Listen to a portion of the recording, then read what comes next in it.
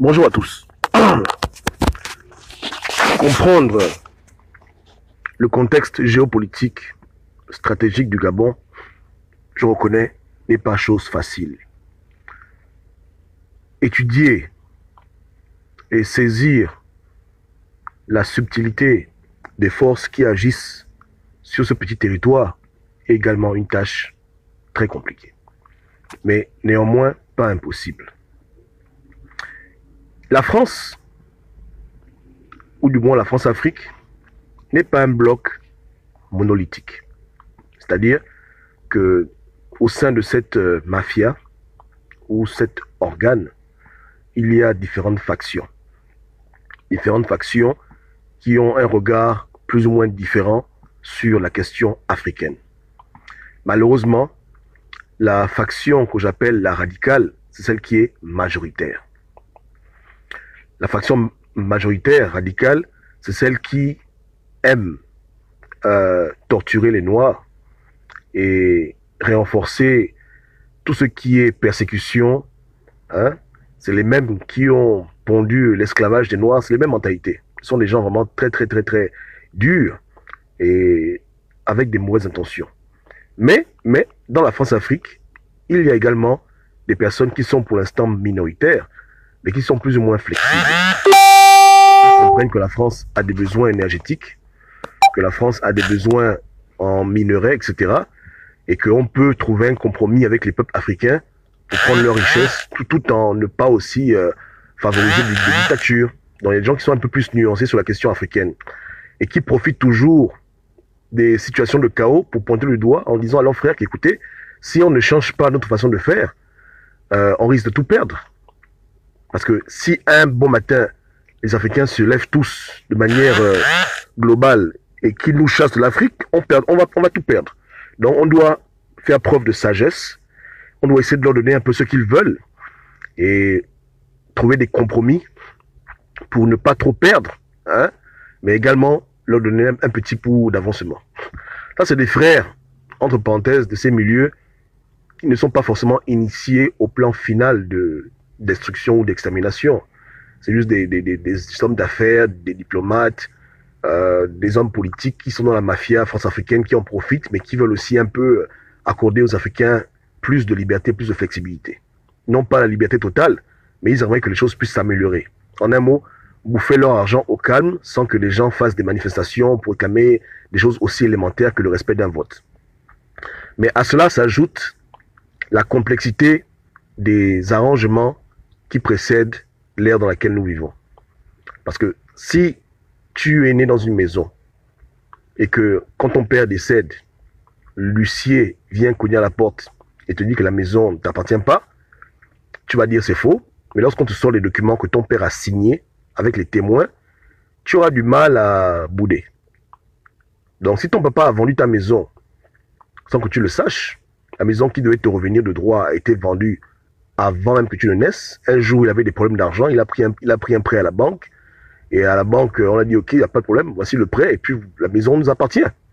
Et il est mort, il n'a pas eu le temps de tout rembourser, la maison légalement appartient à la banque. Voilà. Et si le vieux ne t'entend pas parler, tu vas te rendre compte que tu n'as pas grand-chose à dire sur ce qui se passe dans ton pays, parce que ton pays a été vendu avant même que tu ne naisses. Maintenant, quand tu arrives à ce cas de figure, qu'est-ce que tu fais? Tu te rebelles. Mais légalement, ton père a accepté de te vendre. Donc c'est une bataille qui est difficile. Donc quand les gens, eux, ils te persécutent quelque part, ils n'ont pas tort, parce que c'est pour eux. Tes parents ont vendu ton village avant que tu ne naisses. Aujourd'hui, tu réclames ton village, il y a bagarre. Maintenant, quand il y a bagarre et que les choses peuvent devenir autre chose, qu'est-ce qu'on fait maintenant? On s'assoit, on négocie. On établit un plan pour le remboursement. Et écoute, le vieux a vendu la maison, mais la maison, moi, je l'aime, je veux la racheter. Comment on peut s'arranger pour que la maison, on puisse la réapproprier sans pourtant qu'on se batte et qu'on a en justice? Et là, maintenant, vous vous asseyez, vous négociez encore. Mais tu négocies dans le sens maintenant de récupérer ce qui t'appartient, et eux, ils négocient dans le sens de récupérer leur argent. Donc, on négocie un contrat de 30 ans, 40 ans, après on dit c'est terminé maintenant. Le Gabon n'est plus pour vous, c'est maintenant pour nous. Donc, c'est tout ça qui rend les choses compliquées quand ces barons de la France-Afrique prennent leurs décisions. Ils voient le passé, ils voient les contrats, ils voient le futur, ils voient le présent. C'est pas facile, hein. C'est très complexe. Je dis bien très très, très, très complexe. Mais néanmoins, il y a une frange qui prend de l'ampleur et qui demande de laisser un peu les nègres respirer. Si vous voulez, ce sont des résistants, hein, des activistes. Dans la France-Afrique, il y en a. C'est pour cela que, à l'époque, quand ce zozo de Marceau Malekou est parti traquer le papa Valentin, j'ai dit aux Gabonais d'aller mollo. Parce que dans la France-Afrique, on ne connaît pas vraiment qui sont les personnes qui sont pour nous ou les personnes qui sont contre nous. Et ce serait vraiment ridicule d'aller emmerder quelqu'un qui peut-être dans le secret travaille pour nous apporter la libération. Parce que quand les gens sont vieux, souvent ils ont des regrets. Ouais, non? Donc c'est comme ça. Donc on doit faire attention de ne pas multiplier nos ennemis et ne pas donner l'occasion à ceux qui sont radicalisés de pointer du doigt en disant que vous voyez, c'est pas des gens corrects, on va continuer à les maltraiter, à les faire souffrir. Pas question qu'ils aient la tendance, pas question qu'ils puissent voir clair. Donc on doit avancer d'une manière très très très stratégique. Hein? On peut indexer la France en général, mais on doit faire attention de ne pas avoir des conflits directs avec des individus parce que ça nous crée des problèmes plus tard. Parce que même moi, si je suis dans la mafia et que j'ai décidé de t'aider, si j'apprends que tu insultes mon père, même si tu as raison, je dirais c'est pas la peine, tu es un imbécile, je ne veux plus t'aider. Donc dans la guerre, on multiplie les alliés. Et on fait tout pour que les gens qui luttent dans les ténèbres pour nous puissent avoir encore gain de cause et pousser la cause gabonaise plus loin. Convaincre les barons de la France-Afrique de laisser le Gabon jouir même d'une alternance, ne fût-ce même que symbolique. On doit marquer des points, on doit avancer. Donc c'est important d'être stratège, important d'avoir une bonne vision du terrain. Mais quand on perd la vision du terrain, quand on fait tout par émotion, sans prendre en considération tous ces paramètres, et pire encore qu'on n'a pas les moyens de sa politique, c'est qu'on veut faire l'activisme toute sa vie. C'est qu'on ne veut avoir aucune victoire, on veut seulement perdre. Je répète, Jean Ping a été clair. Il a dit, calmez-vous. Et il sait pourquoi il le dit. Mais vous qui n'aimez pas qu'on critique Jean Ping, quand Jean Ping vous donne des conseils, vous ne voulez pas le suivre vous-même. Vous voyez ce que je dis, que vous avez vraiment un problème de discipline. Quand on critique Jean Ping, vous vous fâchez. Mais quand Jean Ping vous donne des conseils directs, que cette affaire d'insulter les gens, arrêtez. Calmez-vous. C'est le temps de la réconciliation, vous ne voulez pas comprendre. Ouais. Donc c'est vous les vrais petits rebelles. Parce que non seulement vous n'avez pas la vision politique de ce qui se passe, mais pire encore, vous faites à votre tête. Et vous rendez la tâche ardue pour quelqu'un qui essaie de prendre le pouvoir de manière pacifique, sans que le sang coule, en négociant avec qui de droit pour une alternance au Gabon. Donc vous voyez combien de fois les pinguistes ne sont pas sérieux. Voilà. Voilà. Vous voyez combien de fois eux-mêmes ils se sabotent, eux-mêmes ils refusent de réfléchir à cause de leur émotion, ils ne veulent pas rester un peu calmes. Voilà. Donc, la France-Afrique n'est pas un bloc uniforme, hein, mais malheureusement, ceux qui sont majoritaires sont les plus durs, les plus radicaux. C'est les personnes qui disent, bon, les Gabonais prennent les rues, on les tue, on s'en fout, les Bongo restent là. Voilà un peu la France-Afrique radicale. Une France-Afrique qui vient et qui nous dit, bon, Frédéric Bongo prend le pouvoir, ou bien Pascaline Bongo, on s'en fout des Gabonais, ils prennent les rues, vous les tuez tous. Vous les tuez tous, on bloque la CP, on bloque tout. Voilà un peu le côté radical de la France-Afrique. Mais la France-Afrique aussi, il y a un côté qui est plus modéré. Il y a des gens qui luttent pour plus de modération. Donner un peu aux nègres plus de liberté. Donner aux nègres d'autres présidents. Même si on bouffe l'argent, on peut quand même mettre des présidents au pouvoir. On peut un peu les blaguer. Il y a des gens qui sont comme ça, qui disent que non, vous aussi, vous en faites un peu trop. Allez un peu mollo. Hein? Donnez un peu des droits aux esclaves. Donnez un peu plus de liberté. Donc il faut leur petite rébellion à l'intérieur de la France-Afrique. Ils sont France-africains, ils profitent de désordre, mais ils ne veulent pas que ce soit ainsi. Ils disent que bon, mettez un ping au pouvoir, même si tout est pareil, rien ne change, mais au moins avec un ping, les Gabonais vont un peu se calmer, donner un peu un semblant. Vous voyez le way, non? Voilà ce qui se passe dans la France-Afrique. Mais plus vous faites des vidéos où vous insultez les pédégistes, où vous crachez sur les émergents, où vous faites vos émotions, où vous êtes indiscipliné, vous montrez déjà à la France que quand Jean Ping parle, vous n'écoutez pas ses conseils, c'est commandement numéro 2. Vous montrez aux émergents que si vous prenez le pouvoir, vous allez vous venger, vous allez les traquer. Bon, quand c'est comme ça là, ceux qui combattent pour vous à la France-Afrique n'ont plus d'arguments. Et je peux vous donner au moins le nom d'une personne de la France-Afrique qui est modérée. Maintenant, Robert Bourgi, hein, c'est un France-Africain. Initié 100%, c'est un dur à cuire. Il est vraiment France-Africain.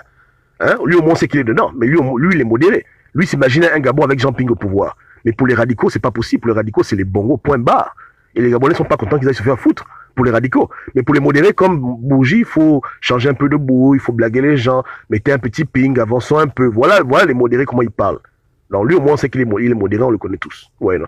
Donc, la balle est dans votre camp. Vous continuez à jouer aux orgueux, à jouer aux têtus, à jouer aux zozos, en train de faire vos vidéos bidons, insulter les gens, attiser la haine, attiser les rancœurs, attiser un climat révolutionnaire alors que votre président fait la politique, c'est vous-même. Parce que tôt ou tard, ils vont décider.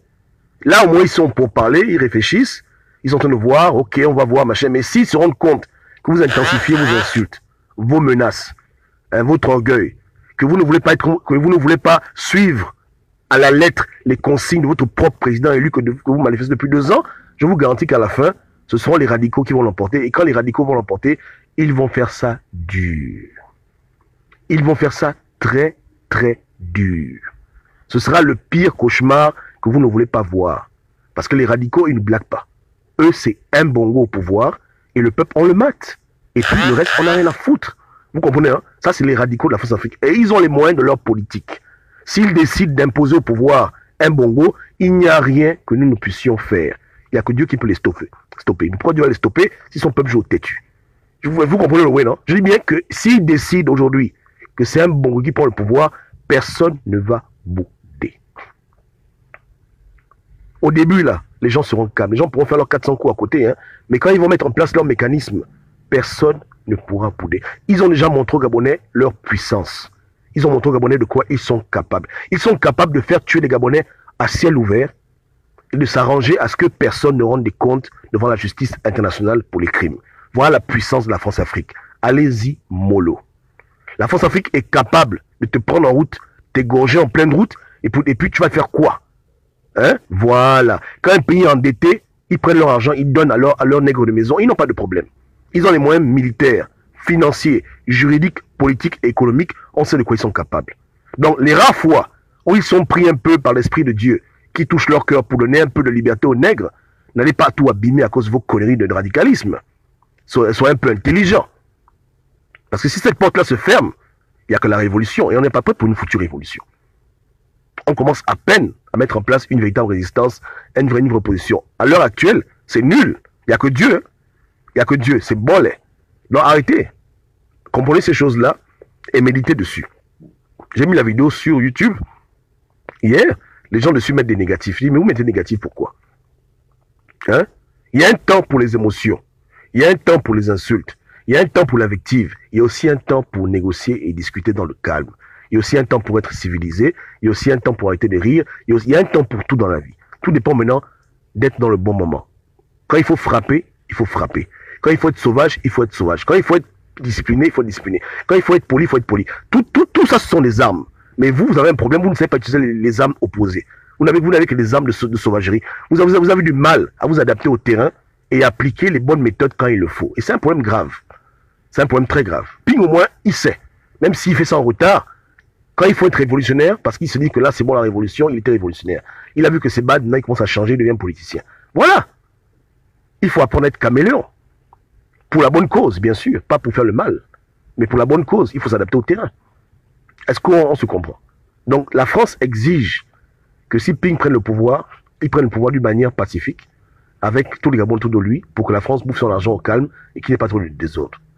Et qui comprennent bien qu'il ne peut pas imaginer un Gabon sans tous les pédégistes, sans tous les émergents, à l'abri du besoin et de la peur, eux aussi. Vous voulez un Gabon où tous les émergents ont fui le pays, on gère un Gabon nous-mêmes. C'est ce que nous tous on veut, non? Mais c'est pas possible, ce n'est pas réalisable maintenant. C'est un Gabon de cohabitation qui arrive. Dans le cas de l'opposition, parce que c'est l'opposition qui cherche le pouvoir. Les émergents peuvent diriger le Gabon sans Jean-Ping. Ils ont fait 2 ans sans Jean-Ping, ça, ils n'ont rien à foutre. En 2 ans, ils ont eu leur argent, ils ont fait leur élection, ils se sont débrouillés, ils peuvent gérer le Gabon sans l'opposition, entre parenthèses opposition, qui n'est pas vraiment l'opposition. Bon bref, on va pas entrer dans le débat là. Je dis qu'ils peuvent gérer le pays sans vous. C'est vous qui voulez gérer le pays, non? Avec votre élément, non? Mais comprenez que vous ne pouvez pas gérer le pays sans eux. En un mot, on peut avoir un Gabon dirigé par les pédégistes à 100%, mais on ne peut pas avoir un Gabon dirigé par Jean-Ping à 100%. C'est ça qui est la vérité. Jean-Ping prend le pouvoir, il est obligé de composer avec le PDG. Avoir un gouvernement multiforme et les gens qui sont là, voilà. Et accepter le compromis. C'est-à-dire que oublier les affaires des crimes à l'époque, ne pas ouvrir des enquêtes, bah, c'est comme ça les négociations. Vous pensez que quoi? Un peu là. Voilà. Voilà où on en est maintenant. Et moi, ça me dérange pas parce que dans cette équation-là, c'est pas l'idéal, mais au moins mon peuple n'est pas dans la rue en train de mourir pour rien. Ouais, non? Moi, ce qui m'importe le plus, c'est mon peuple. Mon peuple ne peut pas se sacrifier pour des bêtises. Donc, si c'est par la négociation, il prend le pouvoir, tant mieux pour lui. Il n'y a pas de problème, ça ne me dérange pas. Je suis un peu triste parce que je ne connais pas les termes de toutes les négociations, mais si c'est le chemin qu'il a pris, un chemin de la politique, qui fasse la politique. Ouais, non. Maintenant, vous voulez la révolution et vous voulez envoyer vos frères mourir. Donc, tout ça, c'est vous les plus grands irresponsables. Vous-même, vous ne voulez pas aller au Gabon dans la rue Vous voulez que Gabonais mouille pour Ping, mais c'est pas bon. C'est pas un bon plan. C'est un plan qui ne va pas se passer comme ça. Je vous garantis. Vous comprenez, hein? Je vous garantis. Donc, comprenez un peu où on en est dans le combat, les options qui sont à disponibilité, et c'est pas la force, hein. C'est pas la force. Parce que vous n'avez pas les moyens de faire la force. C'est ça qui est vrai. Ouais, non? Ou bien, même un avion de 200 Gabonais, on vous met tous en prison. L'avion se pose, et tout le monde en tôle. Vous allez faire quoi? Ouais, juste le bruit, le machin. Arrêtez. Ouais, non? C'est ce que Joe Bounès avait compris, ce que Maïla avait compris, ce que beaucoup de gens avaient déjà compris, que c'est pas la peine. On fait la guerre qu'on a les moyens de sa politique. On fait la révolution qu'on ne prend pas la révolution. Mais en 2 ans, aucun centime n'a été versé pour la révolution. On vous a dit désobéissance civile, on n'a pas voulu faire. Maintenant, on vous retrouve, maintenant la brise est venue au dépourvu. Maman, vous n'avez pas de solution. Arrêtez de rêver. Et comprenez la complexité du problème. Tu vois un peu, là? Comprenez la complexité du problème. Ping est devenu opposant de circonstances parce qu'il avait des problèmes avec ses frères. C'est tout. Des problèmes d'ego, d'orgueil, entre là-bas, le problème de milliardaire. Il n'est pas devenu opposant parce qu'il avait une idéologie qui veut libérer le Gabon. Vous comprenez le way. Donc aujourd'hui, maintenant, s'il veut prendre le pouvoir, la France lui dit, tu t'arranges avec tes frères. Tu ne vas nulle part. Si avec tes frangins, vous n'êtes pas en paix. Parce que c'est clair que si Ping était au PDG maintenant, qu'Ali Bongo est malade, mais c'est évident que Ping aurait été en pôle position pour le pouvoir. C'est clair. Du moins, il aurait été parmi les candidats de choix. Un homme qui était à l'Union africaine, qui est à la France-Afrique, machin, tout ça là. On a dit que bon voilà, Ali Bongo est malade, Ping prend la place. Un peu comme on disait à l'époque, si Baobab était avec Ali Bongo, si Ali Bongo s'en va, Baobab prend la place. C'est comme ça, non? Il aurait été numéro 2, clair. Numéro 2 pour prendre le pouvoir clair. Ouais. Mais le fait d'être opposant, d'avoir monté les Gabonais, d'avoir profité de la colère des Gabonais, de la haine des Gabonais envers les Bongo, prendre le pouvoir, le plan qui a échoué, ça lui crée des problèmes maintenant. Donc ce qu'il a lui-même créé, il faut qu'il arrange. C'est ce que la France lui dit. Tu as créé un mouvement révolutionnaire alors que tu n'es pas un révolutionnaire. Maintenant, c'est bon. On a eu les organes, les gens sont morts, c'est tranquille. Maintenant, il faut arranger. Si tu veux le pouvoir, il faut arranger. C'est tout. Tu vois un peu. Ouais, non? Voilà. Comme ça, quand tu fais les élections encore, on appelle Yamado, on dit que bon, Yamado, Ping prend le pouvoir. Yamado dit, il n'y a pas de problème, prends le pouvoir. C'est comme ça. Ou bien. Donc, la politique, c'est ça la politique. Ouais, non? Donc, on fait que vous dire, hein. Mais c'est comme si plus on vous donne des conseils, plus vous jouez au têtu. Ouais, non? C'est pas, vous voulez faire les malins avec qui? Moi, je vous parle la vérité, non? Je vous dis, hein, qu'il n'y a pas de Ping au pouvoir s'il ne compose pas avec les émergents. Oubliez ça. Je répète encore, hein. Il n'y a pas de Ping président si Ping ne compose pas avec ses frères. Ses frères par alliance, ses frères par la spiritualité, avec ses frangins depuis toujours. 25 ans, c'est pas 25 jours. Hein? C'est les frangins de 25 ans. Est-ce que tu comprends le way? Je répète, hein, ce sont les frangins de 25 bâtons, 25 piges. Tu vois un peu, non? Voilà. Hein, ce sont des grands amis. Hein? Voilà le way, non? La France veut que la famille se remette ensemble. Moi, après, quand j'ai fait le sondage, les gens se sont exclamés. Ils ont dit, mais Gobam, comment tu peux lui poser une question? Mais c'est vrai. Si le PDG dit à Ping que Ping, tu prends le pouvoir, mais tu reviens au PDG, pourquoi Ping devrait refuser? Pour moi, il doit accepter. Puisqu'il veut prendre le pouvoir, qu'il accepte. Où est le problème? C'est un choix stratégique. On doit dépasser les émotions. Moi, après, depuis 2-3 mois, je vous ai dit que non, arrêtez de dire que le PDG... Il faut être flexible. Tu as un but à atteindre. Tant que ce n'est pas les crimes rituels, tant que ce n'est pas tuer les Gabonais, moi, ça ne me dérange pas. Si Ping dit qu'il va au PDG pour prendre le pouvoir, il n'a qu'à aller au PDG. Alors, qu'il fasse tout dans la mesure du possible et du raisonnable pour prendre le pouvoir. Il n'y a pas de foutu problème dedans. Donc, ça où est le problème? Mike Abakounia, il était avec Acélé. Quand il a vu que dans son arrondissement, le PDG, il a dit bon, pour être député, il faut que j'aille au PDG. Et puis, vous voyez, aujourd'hui, il est député. On appelle ça des choix stratégiques, dénués d'émotion. Ça ne veut pas dire qu'il encourage le mal que les gens font au PDG, parce qu'il faut séparer le parti et les gens. C'est l'intelligence. C'est ça l'intelligence. C'est ça la véritable intelligence. En tout cas, quand tu sais ce que tu veux dans la vie, hein, tu fais ce que je dois faire. Hein. Tant que c'est pas illégal, tant que c'est pas méchant, ou bien le sang, machin, il n'y a pas de problème. Et sur le sondage, malheureusement, beaucoup d'abonnés ont voté non, mais où est le problème? Là, honnêtement, où est le problème? Qu'est-ce que tu veux? Tu veux que Ping prenne le pouvoir, non? Donc, si pour le pouvoir en tant que PDG, où est le problème? Tu comprends comment ces choses-là te ramènent à te poser des questions fondamentales sur ton combat, à le définir? Vous voyez comment c'est intéressant ces choses-là? C'est beau, non? C'est des bons sondages, hein? C'est des bons sondages, non? Hein? Ping n'a pas de parti politique en tant que tel. Tu dis Ping président. Maintenant, si Ping dit qu'il va au PDG, il devient président. Où est le problème? À la fin, ce que tu veux s'accomplit, non? il est président, hein. Ou bien c'est parce qu'il est au PDG qu'il y a un problème. Est-ce que Ping change parce qu'il est au PDG? Il est quand même assez grand pour essayer qu'il ait même été en PDG. Mais si c'est le compromis qu'il fait, tu sais que le PDG va changer puisqu'il sera président. Voilà comment on réfléchit quand tu vois, quand le cerveau s'accélère. Tu vois un peu, non? Tu dis, bon, voilà. Donc, où est le problème? Voilà, c'est ça la politique. Hein? C'est comme ça la politique. Donc, on a compris ces choses. Si on avait les moyens de faire comme au Burkina Faso, on ne parlerait pas comme ça, mais on n'a pas les moyens de faire ça. C'est difficile. Mais je maintiens toujours que nous-mêmes, comme on ne peut pas attendre que les gens s'embrouillent, ouais, hein, Ping a été sollicité. Mais si ces partisans sont tellement têtus qu'ils veulent faire leur tête, ils vont marcher toute leur vie. Nous, on cherche quelqu'un d'autre avec qui on peut travailler pour la prise de pouvoir, pour changer le pays, etc. Donc, en parallèle, nous, on continue à avancer. Hein. On avance. Ali Bongo, on déclare qu'il est trop malin pour prendre le pouvoir. Il y aura l'élection anticipée. Et dans cette échéance, l'élection anticipée, on devra trouver quelqu'un qu'on pourra mettre devant, avec toutes les considérations qu'on connaît. Hein. Le caractère, etc., l'ethnie, machin. Bon, on verra. Il n'y a pas de problème. Donc, nous, on avance. On fait que vous dire que vous aussi, dans votre combat, essayez un peu de changer. Ou un peu le way. Parce que la vérité, c'est que vos conneries nous affectent aussi. Quand nous, on essaie d'avoir un langage plus modéré, pour que demain, quand on prend quelqu'un, tout le monde le suit, PDGiste, émergent, pinguiste, tout le monde, vos conneries font qu'on mélange tout le monde dans la sauce. Ouais, non? Et ça emmerde. Parce que je fais que vous dire que pour libérer le Gabon, il faudra que tout le monde participe. Même les braqueurs vont devoir participer dans ce combat-là. Tout le monde. Les Tchisa, les deux colos, je dis bien, tout le monde doit participer. Parce que tout le monde peut jouer sa partition importante. Si en 2016, il y avait des généraux qui avaient rejoint Ping, les choses auraient été différentes. Nous voyons l'importance d'inclure tout le monde, d'avoir un message qui donne aux gens envie de venir dans ton combat et non pas un message qui exclut déjà beaucoup de gens.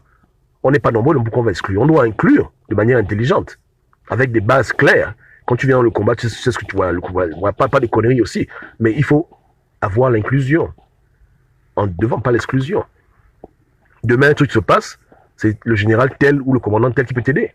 Parce qu'il est dans la résistance. Il est au PDG, mais il est dans la résistance. Voilà. La résistance, à l'époque, la Seconde Guerre mondiale, il y avait des résistants qui étaient même militaires dans l'armée d'Hitler. C'est ça la résistance. Vous pensez que la résistance, c'est seulement une affaire que on se connaît tous. Non. La résistance, c'est des gens même qui sont dans le camp adverse, mais qui œuvrent pour libérer le Gabon incognito. Qui envoient des docks, qui sabotent, qui font des trucs dans l'intérêt, voilà, qui préviennent, parce qu'ils combattent pour libérer le pays, même étant au PDG. Mais malheureusement, vous avez encore une vision limitée de ce que c'est vraiment la vraie résistance. Votre résistance, c'est tu portes le t-shirt Bongo, tu es émergent. Tu portes le t-shirt Ping, tu es opposant. Et même au niveau de l'opposition, vous êtes confus, on vous infiltre parce que vous n'avez pas à reconnaître les vrais opposants. Quelqu'un dit qu'il aime Ping, c'est fini, c'est l'opposant. Ouais, non? Donc, c'est cette vision-là limitée des choses qui vous bloque encore. Et vous devez élever votre esprit et aller au-delà maintenant. Vous devez transcender. Transcender. Hein, laissez les émotions de côté et transcender maintenant. Ouvrez votre esprit pour comprendre le game à un autre et jouer à ce jeu dans une dimension supérieure. Là, votre combat est encore un combat primaire. Il faut maintenant passer au second stade. Un combat plus nuancé, plus intelligent, plus raffiné, plus fin. Hein? Une politique vraiment de hauts étages. Là, vous faites la politique de bas étage. Vous faites des émotions. Non, oui, non. Vous devez aller plus loin, plus loin, plus loin.